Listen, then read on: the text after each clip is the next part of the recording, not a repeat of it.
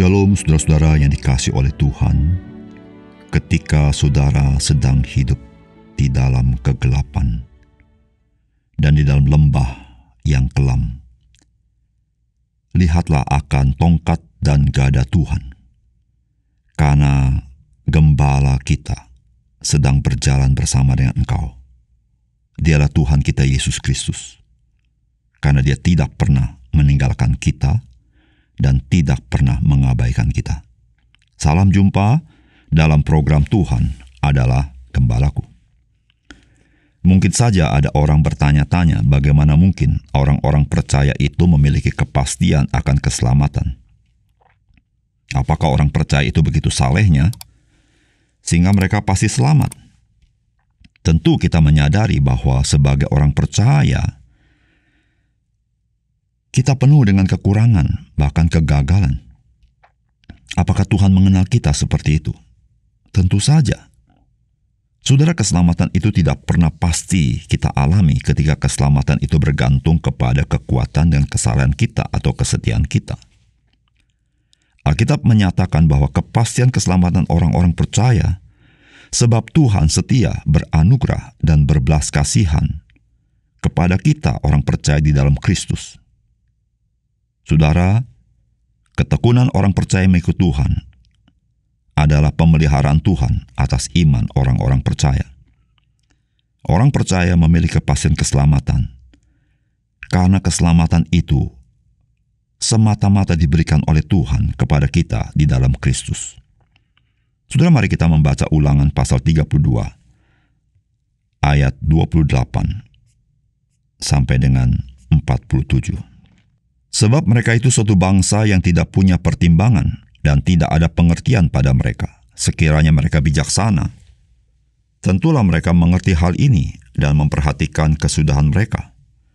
Bagaimana mungkin satu orang dapat mengejar 1,000 orang dan 2 orang dapat membuat lari 10.000 orang? Kalau tidak, gunung batu mereka telah menjual mereka dan Tuhan telah menyerahkan mereka. Sebab bukanlah seperti gunung batu kita, gunung batu orang-orang itu. Musuh kita boleh menjadi hakim. Sesungguhnya pohon anggur mereka berasal dari pohon anggur Sodom dan dari kebun-kebun Gomora. Buah anggur mereka adalah buah anggur yang beracun, pahit gugusan-gugusannya. Air anggur mereka adalah racun ular dan bisa ular tedung yang keras ganas. Bukankah hal itu tersimpan padaku, termeterai dalam perbendaharanku? Hakkulah dendam dan pembalasan pada waktu kaki mereka goyang. Sebab hari bencana bagi mereka telah dekat, akan segera datang apa yang telah disediakan bagi mereka. Sebab Tuhan akan memberi keadilan kepada umatnya, dan akan merasa sayang kepada hamba-hambanya. Apabila dilihatnya bahwa kekuatan mereka sudah lenyap, dan baik hamba maupun orang mereka sudah tiada. Maka ia akan berfirman, di manakah Allah mereka? Gunung batu tempat mereka berlindung. Yang memakan lemak dari korban sembelihan mereka, meminum anggur dari korban curahan mereka. Biarlah mereka bangkit menolong kamu, sehingga kamu mendapat perlindungan. Lihatlah sekarang bahwa akulah Dia, tidak ada Allah kecuali aku. Akulah yang mematikan dan yang menghidupkan. Aku telah meremukkan, tetapi akulah yang menyembuhkan, dan seorang pun tidak ada yang dapat melepaskan dari tanganku. Sesungguhnya aku mengangkat tanganku ke langit dan berfirman, demi aku yang hidup selama-lamanya, apabila aku mengasah pedangku yang berkilat-kilat dan tanganku memegang penghukuman, maka aku membalas dendam kepada lawanku dan mengadakan pembalasan kepada yang membenci aku. Aku akan memabukkan anak panahku dengan darah dan pedangku akan memakan daging. Darah orang-orang yang mati tertikam dan orang-orang yang tertawan dari kepala-kepala musuh yang berambut panjang. Bersorak-sorailah, hai bangsa-bangsa, karena umatnya. Sebab ia membalaskan darah hamba-hambanya. Ia membalas dendam kepada lawannya dan mengadakan pendamaian bagi tanah umatnya. Lalu datanglah Musa bersama-sama dengan Yosua bin Nun dan menyampaikan ke telinga bangsa itu segala perkataan nyanyian tadi. Setelah Musa selesai menyampaikan segala perkataan itu kepada seluruh orang Israel, berkatalah ia kepada mereka, perhatikanlah segala perkataan yang kuperingatkan kepadamu pada hari ini, supaya kamu memerintahkannya kepada anak-anakmu untuk melakukan dengan setia segala perkataan hukum Taurat ini. Sebab perkataan ini bukanlah perkataan hampa bagimu, tetapi itulah hidupmu. Dan dengan perkataan ini akan lanjut umurmu di tanah, kemana kamu pergi, menyeberangi sungai Yordan untuk mendudukinya. Saudara yang dikasihi oleh Tuhan, nyanyian yang disampaikan Musa kepada bangsa Israel mengingatkan mereka betapa dahsyatnya Tuhan. Dan Tuhan itu tidak tertandingi oleh siapapun ataupun oleh apapun.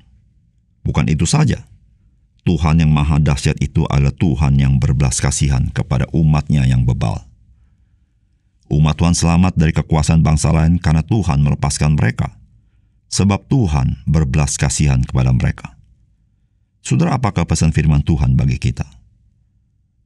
Jangan pernah putus asa di dalam kehidupan dan jangan berharap kepada kesia-siaan.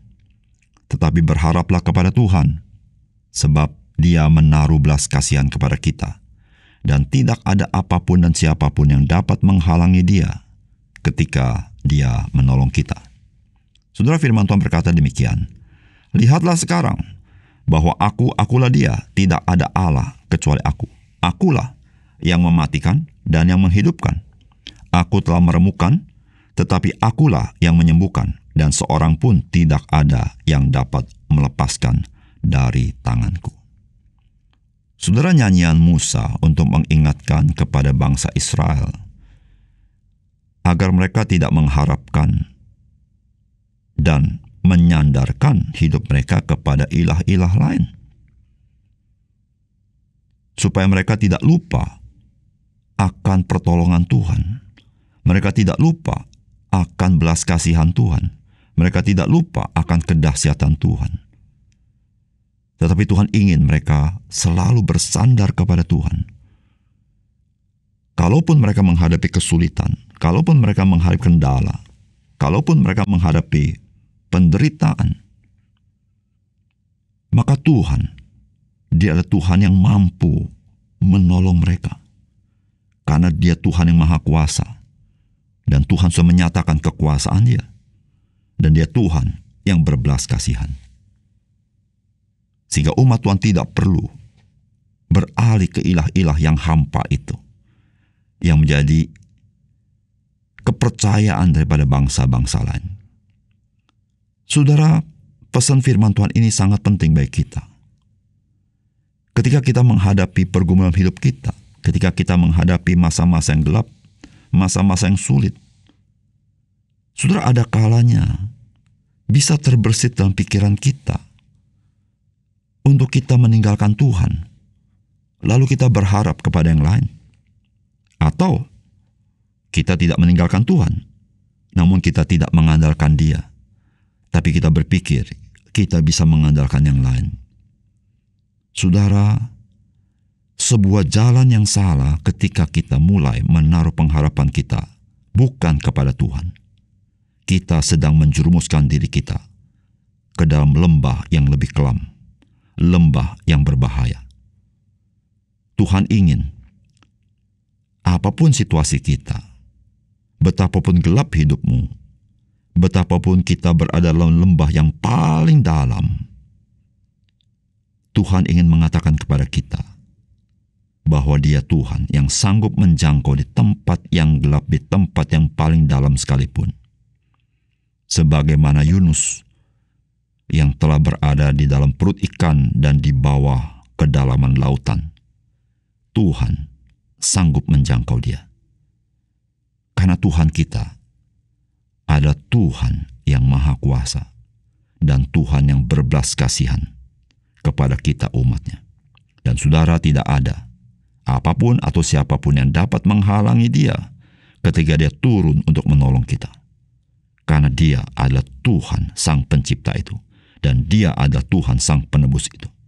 Oleh karena itu, saudara, apapun situasi kita, janganlah kita lepas lekatan kita dengan Kristus.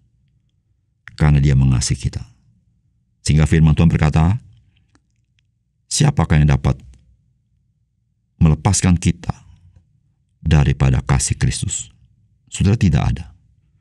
Karena kasih-Nya itu selalu menjangkau kita sebagai orang percaya. Dia selalu ingin menolong kita. Kalaupun kita menghadapi tertantang kesulitan. Tantangan kesulitan tidak akan membinasakan kita, tetapi melaluinya Tuhan membentuk kita. Oleh karena itu, saudara, jangan pernah putus asa. Jangan pernah lepas berharap kepada Tuhan. Marilah berharap pada Tuhan, karena Dia adalah gunung batu kita. Dia adalah gembala kita yang baik, yang telah mati bagi kita, yang telah mengorbankan nyawa bagi kita, dan Dia tidak pernah meninggalkan kita. Mari kita berdoa.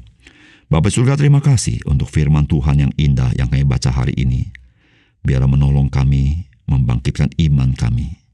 Apapun situasinya, kami selalu bersandar kepada Tuhan, karena pertolongan Tuhan tepat pada waktunya. Terima kasih Tuhan, dalam nama Tuhan Yesus kami berdoa. Amin.